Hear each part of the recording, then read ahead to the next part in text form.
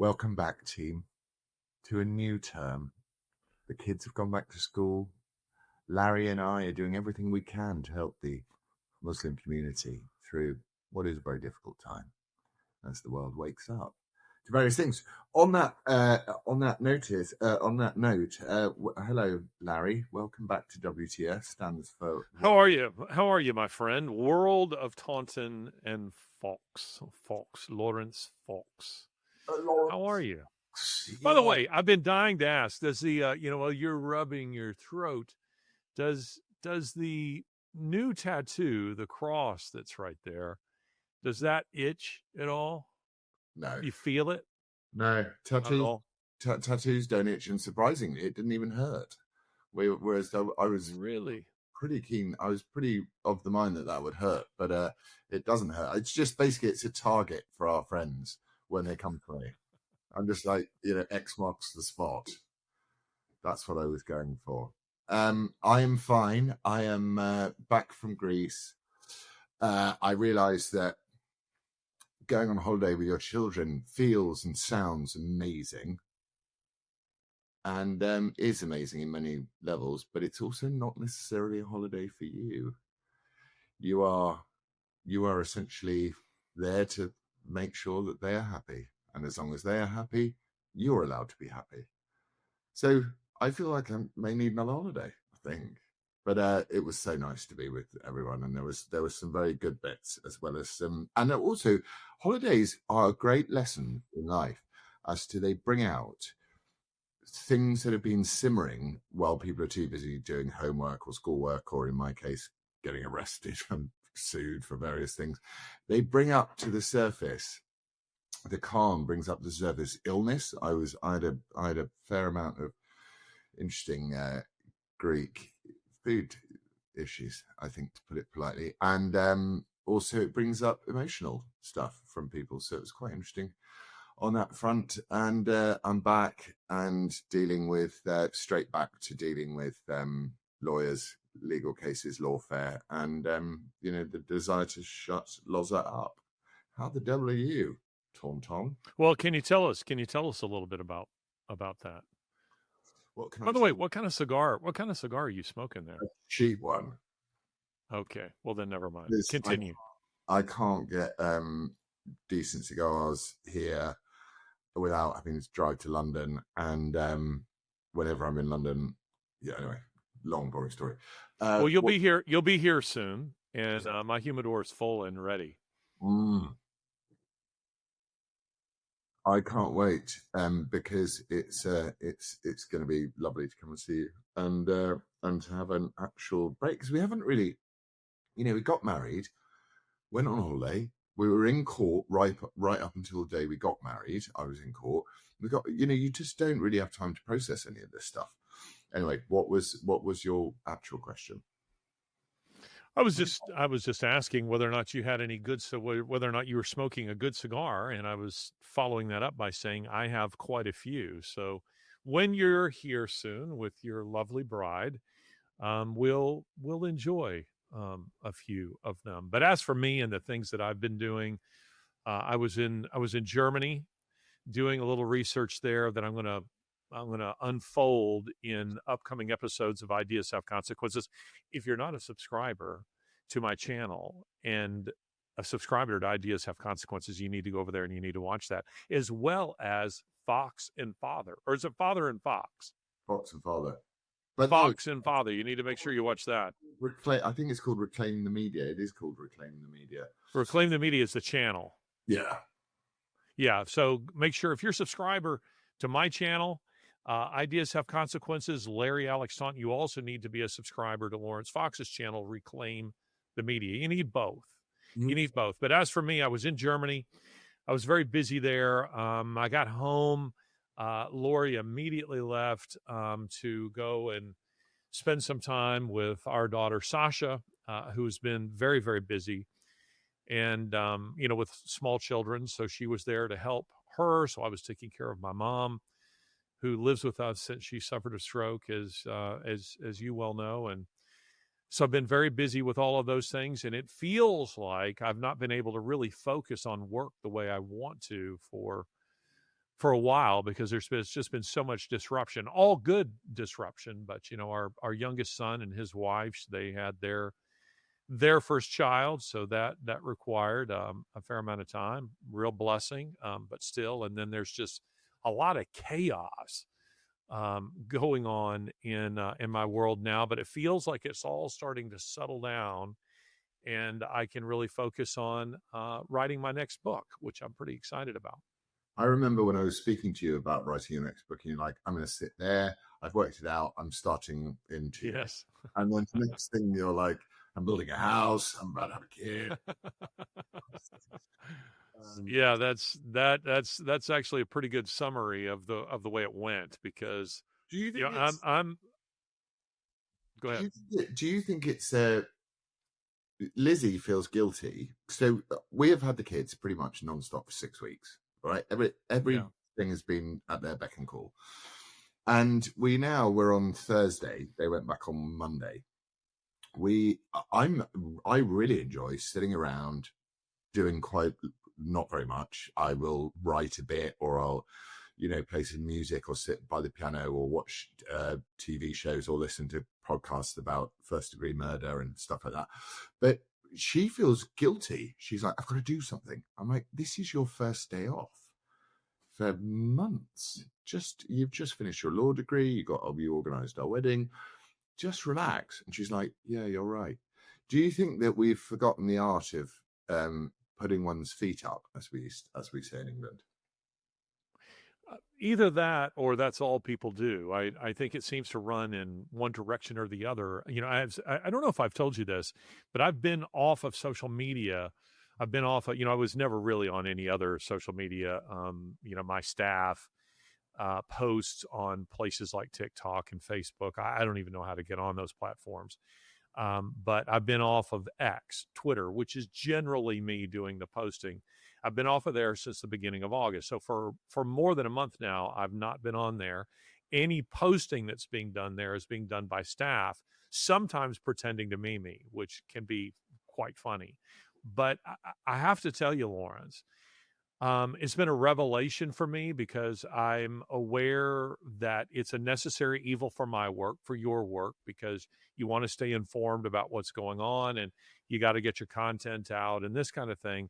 On the other hand, I have felt this growing feeling. You had used a word with me some time ago when you were talking about going off, and then never did.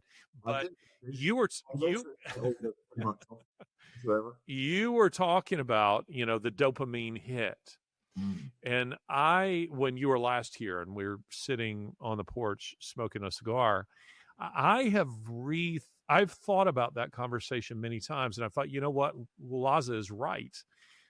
There is a place in which there's a kind of, I don't know, dopamine hit, a kind of high that you can get off of it when you're seeing, how people are responding to your comments, or, if you're, it's really, your ideas are really getting out there. And I decided, I don't like that. I don't like that. I don't want to be that. I don't want to be reactionary. I frequently don't like who I become on social media, because it's designed to keep you in a constant state of agitation. And I could feel that. And since I've been off of it, I've been reading more books. I've been more contemplative. I've had, I think, better ideas. So coming back to your question, do we have difficulty putting our feet up? I think even nowadays, when people have their feet up, they're not. I mean, how many times have you walked into a restaurant and you look around and you have families, you have couples who are all looking at their phones and they're not talking to each other? To me, that's a societal disaster, and I've decided I'm going to rebel against it. I think it's really good to rebel against it. Also, I feel that my youngest son is redeemed from this, because I also, in August, I thought, what is the gateway drug to social media? Legacy media. That's the gateway drug. Explain. What do you mean? Because if you're off social media, your phone pings up with a notification from the Wall Street Journal, in your case, or the Telegraph, in my case, and it goes, story. So I go, oh, I wonder what social media thinks about that. And I go on. And you then get sort of embroiled in this thing. But my youngest son, who is coming from, so at 13, and I've noticed a huge and very, very worrying difference between boys and girls, huge, about the phone addiction and all of that, to the point where it's terrifying. But my youngest son can put his phone down and can go, because I've trained him to do this, to go, right, what are we going to learn today? Well, especially when we're on holiday. He leaves his phone, he's not interested in it. But the girls need to be near their phone the whole time. Even if they're on a beach, they need to be near their phone. And it's terrifying. So I've done pretty much what you did in August, which is kind of ignored it. I mean, I've gone on, I haven't, for example, looked at social media today at all, not once. I'd probably look at it after. Good for you. I'll probably look at it after this conversation when I'm sat going and having a Guinness in the pub. But it's what I did. So I thought, okay, I've got to. So the legacy media and the new media are gateway drugs to social media. So things like Megyn Kelly and the PBD podcast or. Gotcha. Yeah. Ideas have consequences. Ideas have consequences. Larry Taunton. Subscribe, like and subscribe. Push the bell. Those things actually drive you to want to engage with issues that are not necessarily huge. Whereas in a thoughtful way. The big issue that you're talking about is the fact that you go into a restaurant and you see families all staring at their phones. And as my sister says quite often, she said, the reason why X and Twitter and all these things are so addictive is because they're designed by the greatest minds on earth when it comes to addicting you to something. In the same way as, alcohol or cigarettes or meth, amphetamine or fentanyl, they're designed by the best people in their field to really get you hooked on it. So what I did was I cold turkeyed politics podcasts and started listening, which I really regret doing as well, by the way, but it served its purpose, to a podcast called Sword and Scale. Have you heard of this podcast? No, I haven't. It's a true crime podcast. And it is. Gotcha. And it is a woman doing painting on my house. She always has in earbuds, and I asked her what she's listening to, and she said she's listening to true crime podcasts. I wonder if this is the one. Well, it's one of the bigger ones, and there are 500 episodes. And wow. Now I feel that I've borne witness to 400 of them over the last 30 days. I feel I'm now down to episode 78. I'm going backwards from new to old. It's interesting going back through COVID and all of that sort of stuff as they do it, and pronouns and wokery and all of this stuff is chronicled on this true crime podcast. But I've realized that I've become completely addicted to that now. The audio element of it is just so brilliant because you're listening to police interviews, and in America they're very diligent. They're unlike they are in England. They record everything, and you listen to it in often in quite high quality audio, and you listen to how deviously, brilliantly manipulative, sometimes wonderful, and in service of mankind, and sometimes how evil law enforcement can be. And obviously the person who's done the crime is already evil. And it's been pretty strange. So I'm trying to kind of have to cold turkey myself out of that and go back into politics so that I know roughly what's going on. I mean, I don't really know what's going on. Do you? What I've done when I say I've been off of social media, I will go and check, say maybe once a day, just to make sure that, there's not been an assassination or some very important bit of legislation or something to that effect. But I don't sit in, what do they call it? Dead scroll. I've decided I'm not doing that anymore. And I'm resisting, the temptation of constantly picking up your phone in between this is what people do. They're in conversation with someone, and at the first lull in the conversation, they grab their phone and they start, looking at things, and then you're no longer in conversation. And so I've just found it not just liberating, but I found that I use my time in another way. And there's also something to be said, Laurence, and I think you'll agree with me in this. that there needs to be some measure of boredom in your life. We're so used to filling every space with something to entertain us, something to excite the senses, whether it's food or whether it's social media or it's, Netflix. We're used to something always stimulating us. And I find that some of my best ideas come out of boredom. It comes out of that time, as I say, what I call productive loafing. My term for it is productive loafing, where you're mowing the lawn or you're out for a run or you're riding your bike and you're left alone with your own thoughts. And what comes from that is often, I find, highly productive and useful, but people aren't really having it anymore because there's this constant input, constant bombardment of the senses, which isn't useful and isn't helpful. And I'm trying to get back to books, physical books, reading books and doing the kind of research, the kind of thinking that Larry Taunton has done throughout his career, and where X has kind of sidelined me. So I'm now going back to basics. It was very interesting. I agree with you. It was very interesting when I was in Greece because we do a lot of water sports in the traditional sense, not the like skiing or yeah, water skiing, wakeboarding. I'll try anything, and also I think it's good for me, because it's good exercise, even though it's not. I'm not falling apart. But my son, to set himself a target. Yeah, so it was amazing to see my son go, right, I want to learn how to do a 360. I want to learn how to do this on a water ski thing. And it was just so brilliant. But the owners of the water ski school, I said, because he seemed to be the only one who wanted to do it.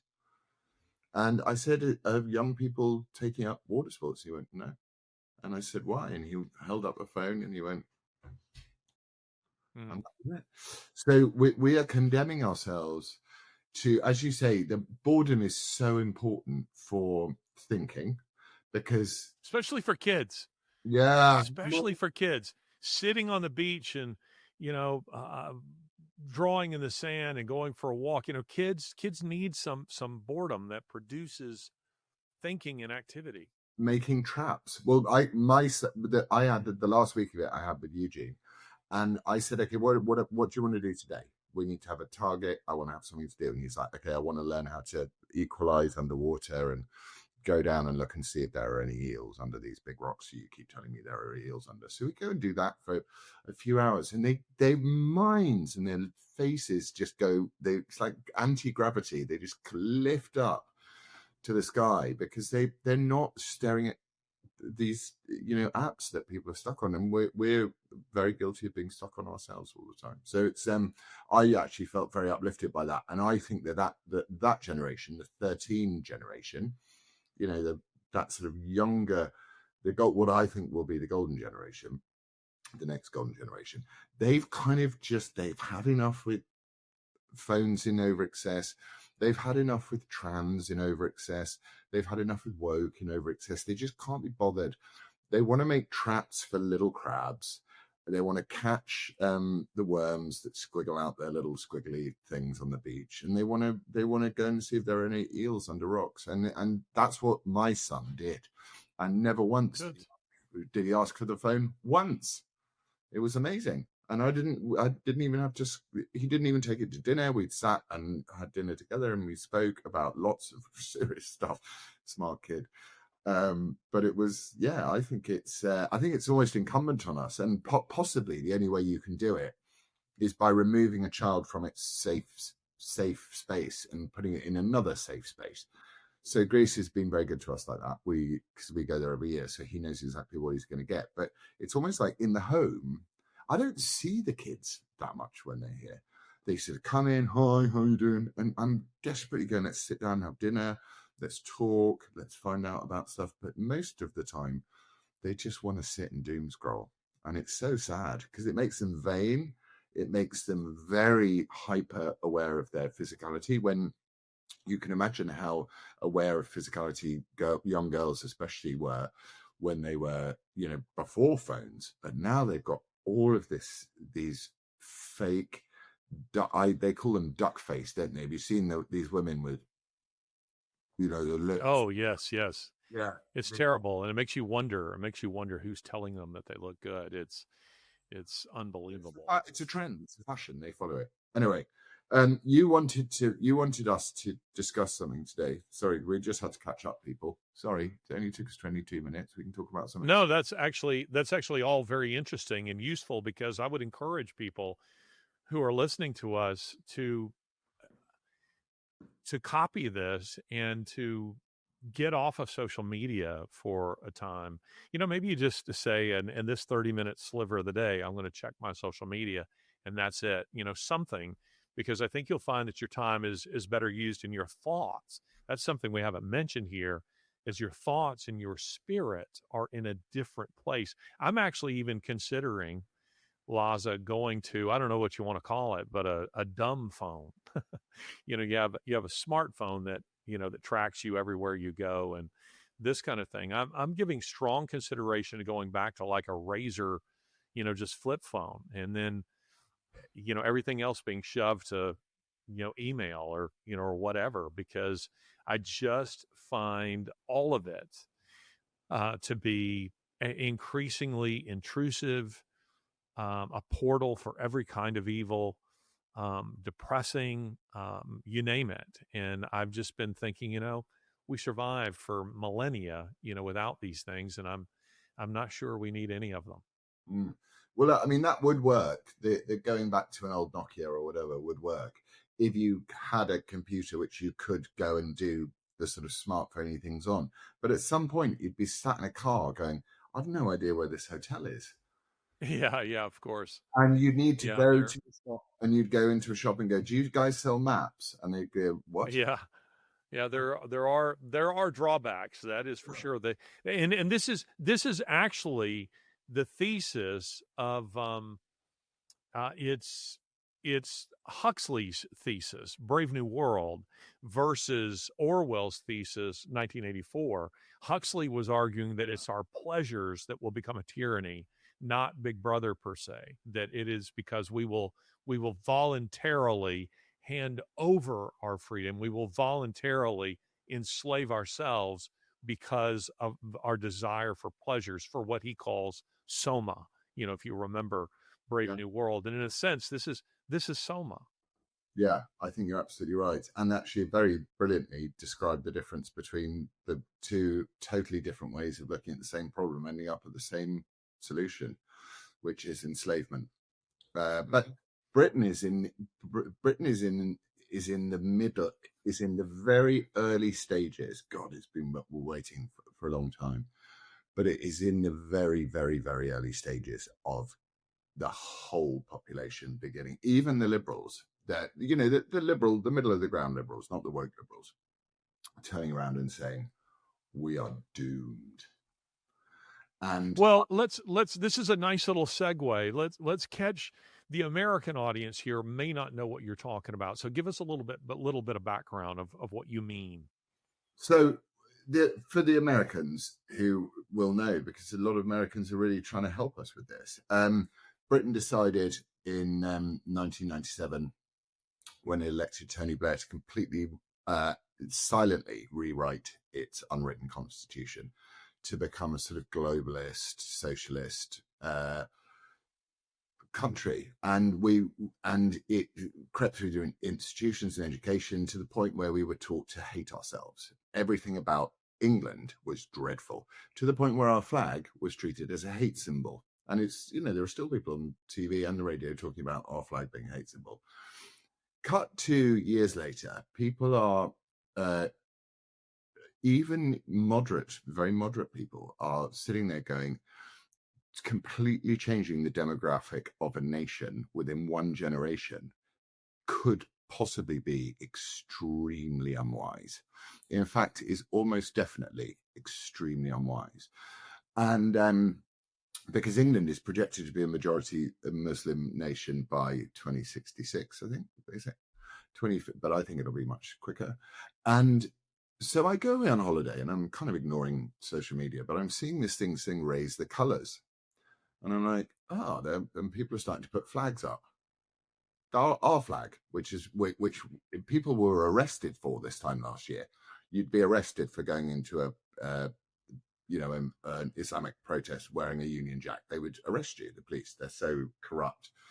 And so this campaign began organically called Raise the Colours.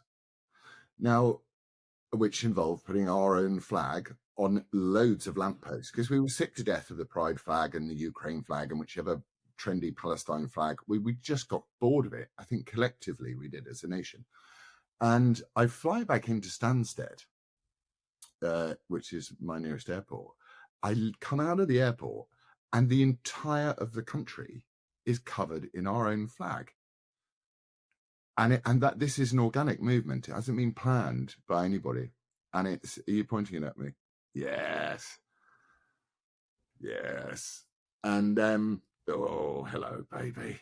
I've got it flying outside the house, always have. But there is now a sense in Britain that we are not going to hate ourselves anymore. We were taught at school the British Empire is dreadful. We're taught relentlessly that everything is dreadful. And we're now standing up and you're saying, you know what, we love our country. And it is beginning, and it's only just beginning in 2025, the end of 2025, when it's been under attack for nearly 30 years. We have been told to hate ourselves and hate everything Britain did. And now people are going, no, I'm not going to hate it. And also, I don't want my daughters raped by our guests. So that's where we are. And it's actually quite inspiring because we've got this big rally next weekend. And I think there'll probably be 1 million people there. I think 1 million people will come to London. And so yeah, continue. Sorry. Yeah, I think that the people are so unbelievably fed up with this. Is okay. So one of the bonuses of X, for example, it's an uncontrollable narrative destroyer. So the narrative, you cannot keep hold of the narrative between the government and the complicit media with social media in between it. They would always come up with a narrative like the Iraq War. It's a great idea. They've got weapons of mass destruction. Come on, let's do it. And the media are like, yeah, we've got to do it. We've got to go and kill the Iraqis because it's got weapons of mass destruction. If social media had existed back then, the Iraq War never would have happened. They wouldn't have allowed it to happen. It's certainly not our involvement in it. Look at the desperate desire of all the war hawks to get involved in the Ukraine war, and no one can quite do it. And it's because social media stops the narrative between the government and its complicit media taking place. So it's actually a really good thing. And therefore, Elon Musk taking over Twitter has been a wonderful thing. And this movement raised the colours, which is another interesting linguistic twitch, which is not raise the flag. They're not saying raise the flag, they're saying raise the colours. That's military terminology. That's raise the colours, which means raise the colours of your regiment, your homeland, and your country. That's how annoyed people are in this country. It's like it's firecracker time now. But do you feel that this movement, this grassroots populist movement, do you think this is going to be steered into anything actually productive that changes things, or is this just a little blip? I mean, is this William Wallace, uprising, or is this something that next year or next month is completely forgotten? No, it can logically only grow. And the best part of it is that, there's lots of people that want to be politicians and go, well, I'll be a politician. I'll make a party that stands for this. It's like, no. You don't need any more political parties. You don't need any of that. We've already got this so-called insurgent party reform. They will have to listen to what their voters are asking for. Otherwise, their voters will vote for somebody else. So it is William Wallace. It's it's that sense of going, this is our home. We were born free. We've got no freedom anymore. We can't speak freely. We had a man, Graham Linehan, arrested for criticising trans people, saying if you find a man in a woman's toilet, kick him in the balls. He was arrested by 5 armed police at Heathrow when he landed back from America. So, we are absolutely fed up, and the people of Britain are going to rise up. And what will happen is hopefully the uprising will be big enough for the political parties who are self-serving bastards in the main to go to opportunistically go, okay, I'll take on your platform. Nigel Farage is already turning Trumpian on deportations.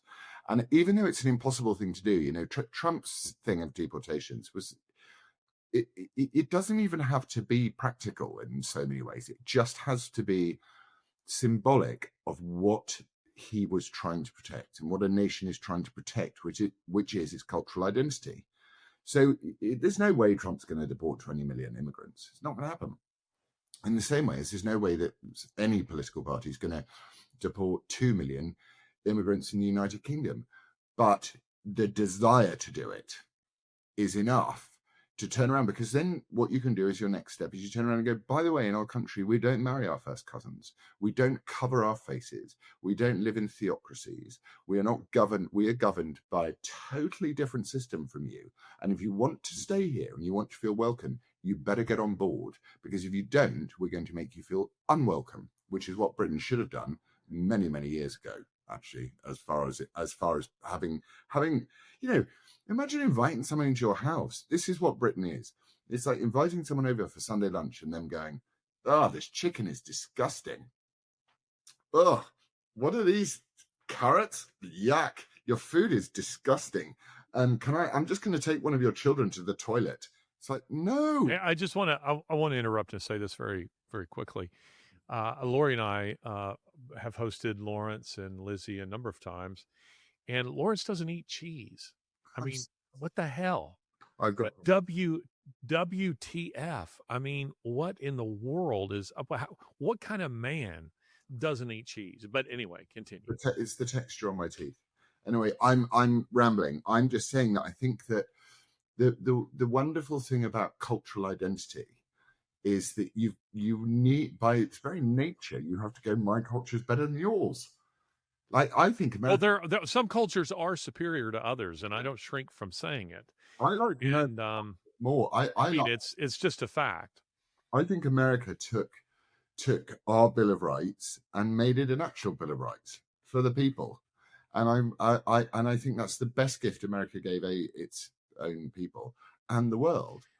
And Britain is actually going to have to, at some point very soon, it's going to have to look at a First Amendment. It's going to have to, because, you can't live in a world where a man can go out onto the streets and go slit people's throats and he walks away scot-free. And another man says, stick a tranny in the nads, and he gets arrested by 5 armed police officers. Or tell everyone who's listening here about these mass arrests of white people. I think it's exclusively white people for tweets. When the Rotherham scandal, roughly 250,000 British white girls. There's a reason for that. The Muslim gangs target them. According to the Times of London, these girls were trafficked on, quote, an industrial scale. And to date, almost no one has been prosecuted for that. But right now, Starmer's government, like stormtroopers, they are arresting people for tweets. Tell people about that. Yeah, you're well. We're finding out that we have no free speech at all in England. I mean, I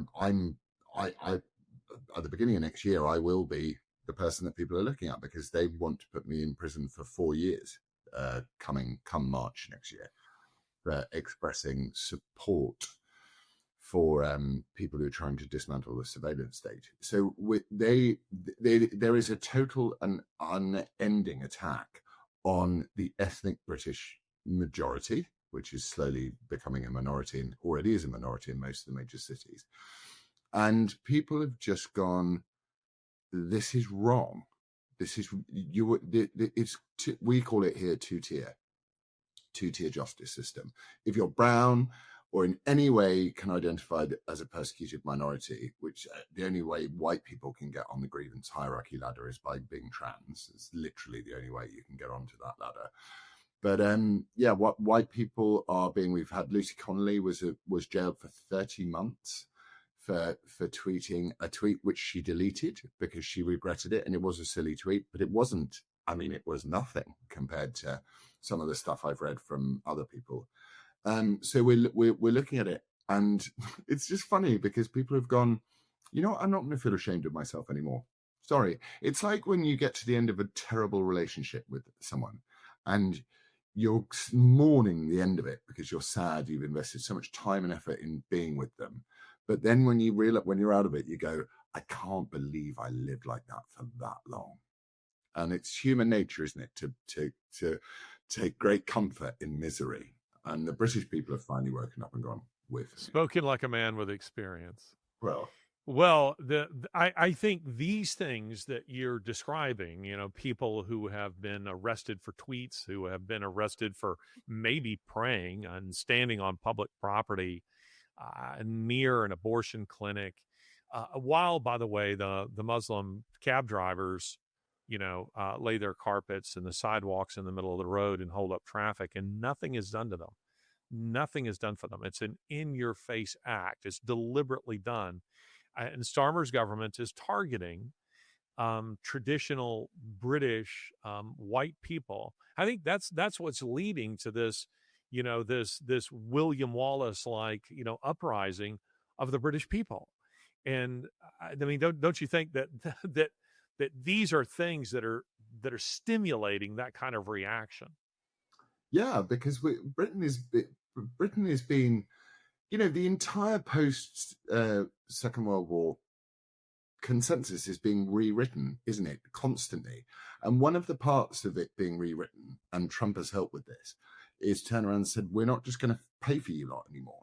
You know, we're not going to come in, and we're not going to, you know, and America was partly responsible through reparations. But anyway, we've had to rewrite this consensus, and part of the rewriting of that consensus was you have to hate yourself.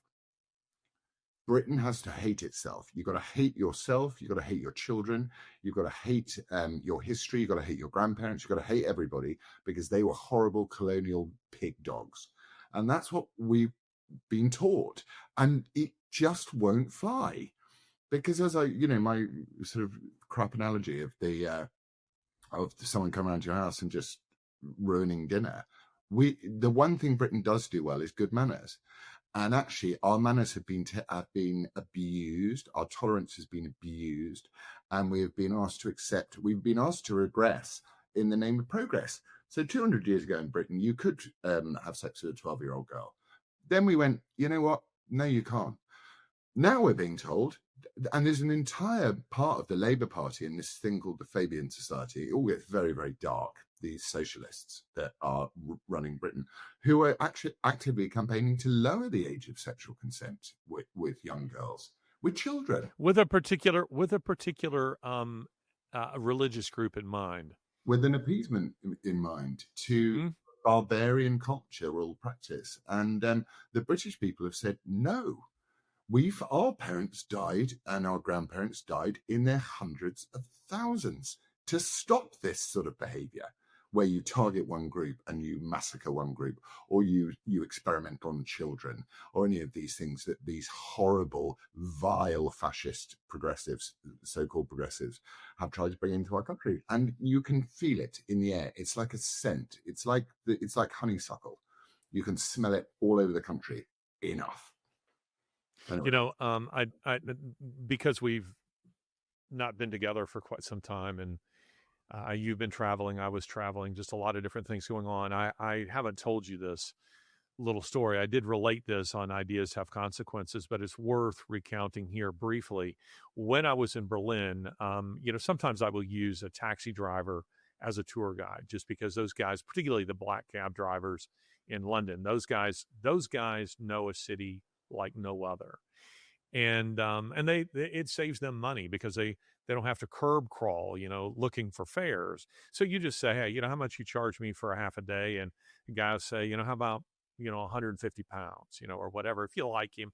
And then he takes you around and he gives you a very unvarnished opinions of the city and politics and these kinds of things, which is fun, you know, which is what I like, because increasingly tour guides around the world, particularly in major metropolitan centers in Europe and the United States, they are indoctrinated with PC, you know, kind of canned speeches of what they do and don't say.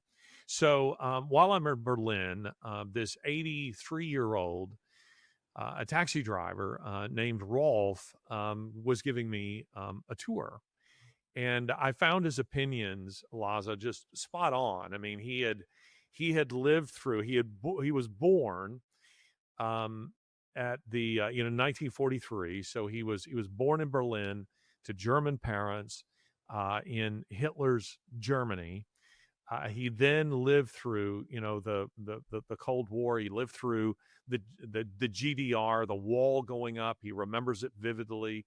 Berlin airlift, all this kind of stuff. He knew the city really, really well, and I found it fascinating. And his opinions, his historical opinions, and his social opinions, I agreed with. He was a guy that I would probably say we would generally have categorized his opinions as, kind of middle of the road conservatism.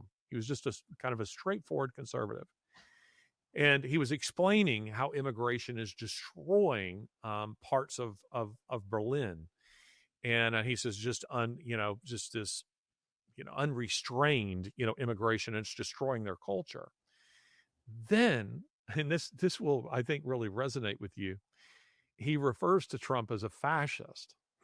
I think thinking that he's going to earn my trust, or rather he's going to earn my favor, because he's probably used to, having a lot of, say, New Yorkers or people from Chicago or, major metropolitan centers in his cab.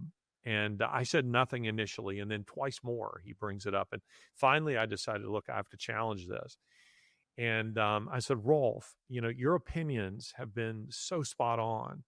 Your assessment of Nazi Germany, I didn't sense any kind of, proto-fascism in there. I didn't sense any neo-fascism in there. I didn't sense that you were a Daryl Cooper-like, Nazi apologist.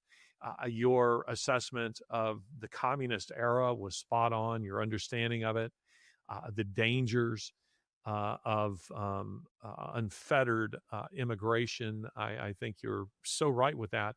And then all of a sudden you chuck in this grenade where you say that Trump is a fascist. Now, you lived through fascism, so I want you to explain to me. I want you to justify that remark. In what way? Just name for me one way that Donald Trump is a fascist. And he never really responded to that. And I think it's because every other opinion he'd given prior to that was a well thought out opinion. These were kind of throwaway comments that I think were there to sort of, appease you, or draw you. Please me. Yeah, with your head. Please me. You do look a little bit like you do look a little bit like you're dragging every child you've got off to Planned Parenthood with that haircut.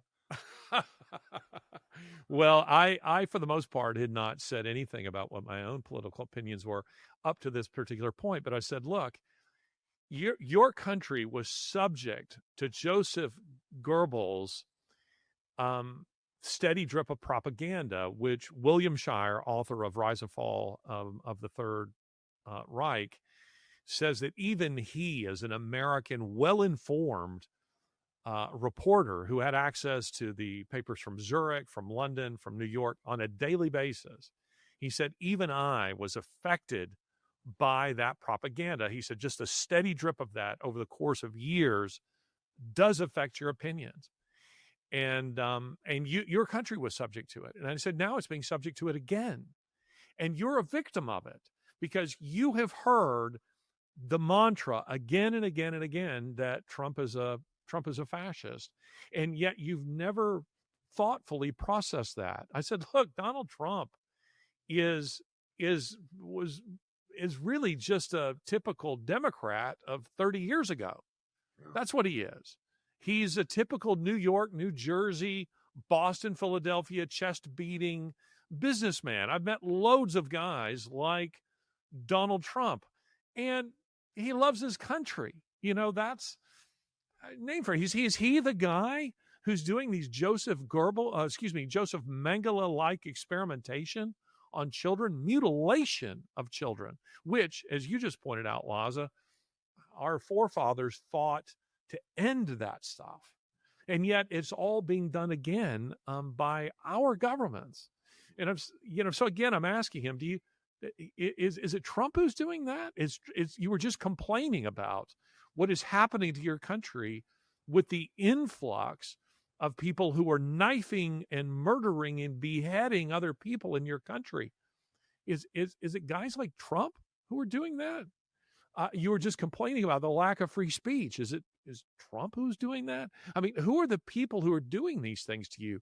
Wake up, man.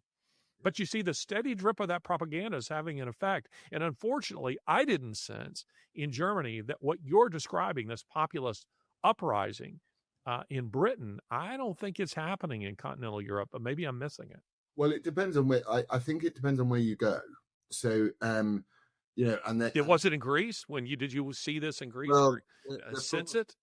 The problem with Greece is that, I mean, also I'm not hugely well equipped to speak on it, but the islands are very liberal in Greece, and they're much. Were you in the Aegean or the Adriatic?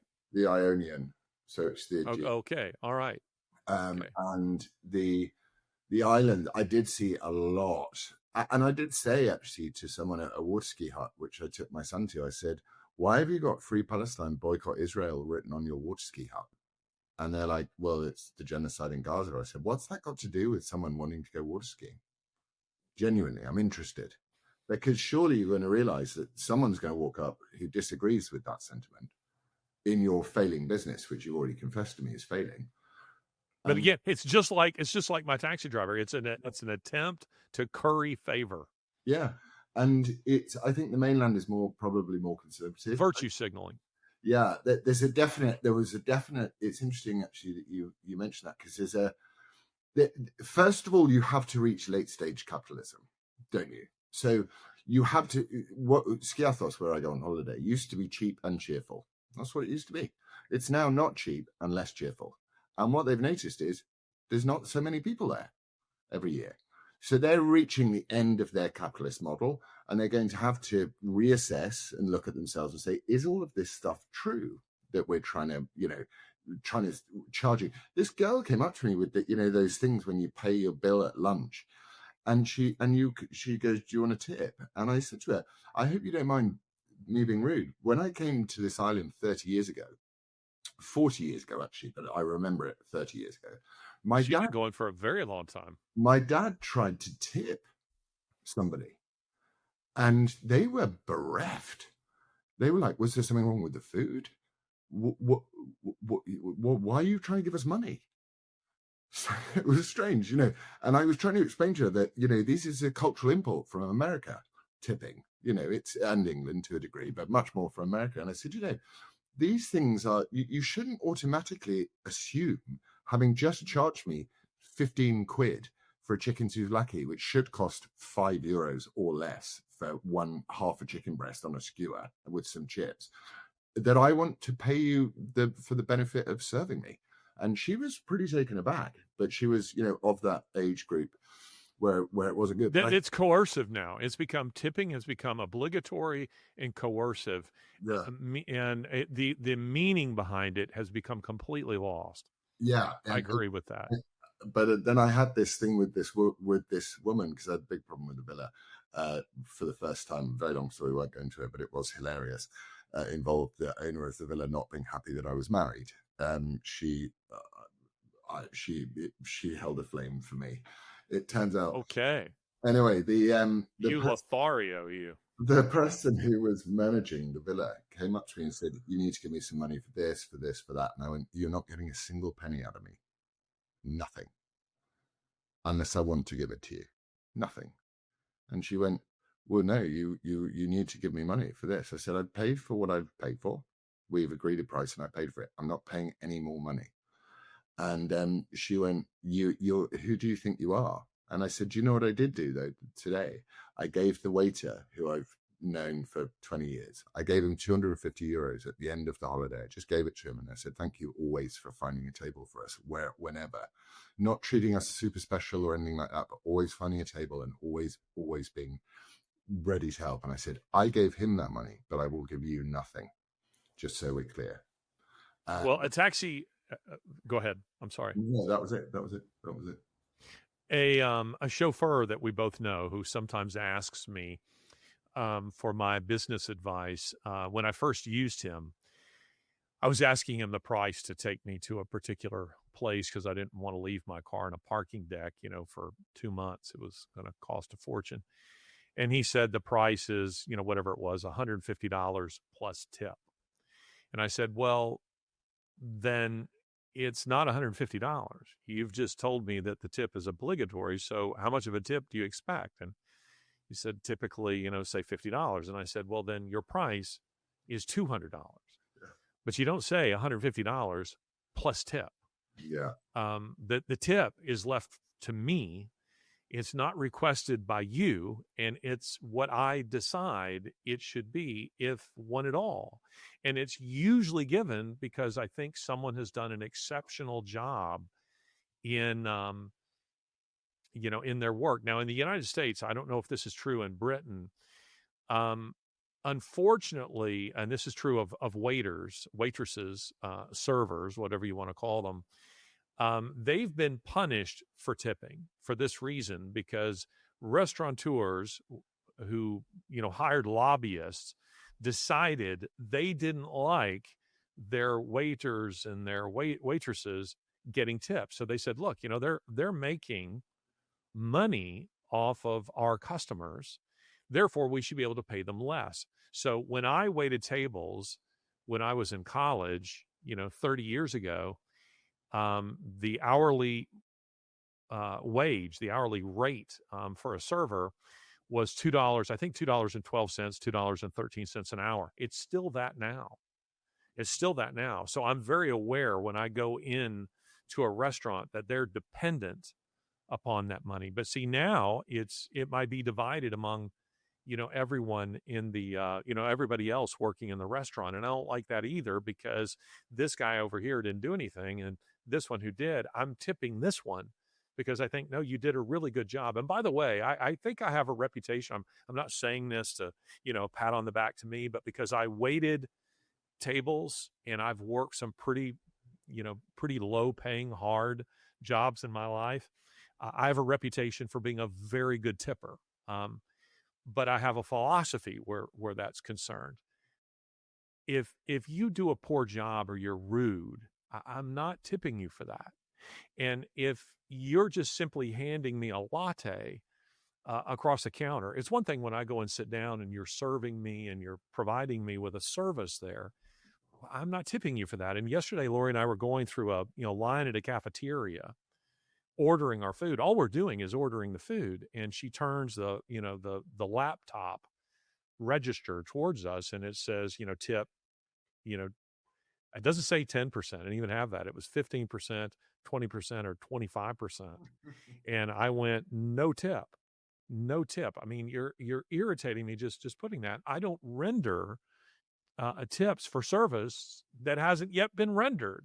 I mean, it comes after the fact, and it's for exceptional service. But, again, maybe I sound like one of the grumpy Muppets, but I do feel like this generation does not understand the attitude, and the thought behind that. And there is an attitude of entitlement regarding that I absolutely hate. I just hate it.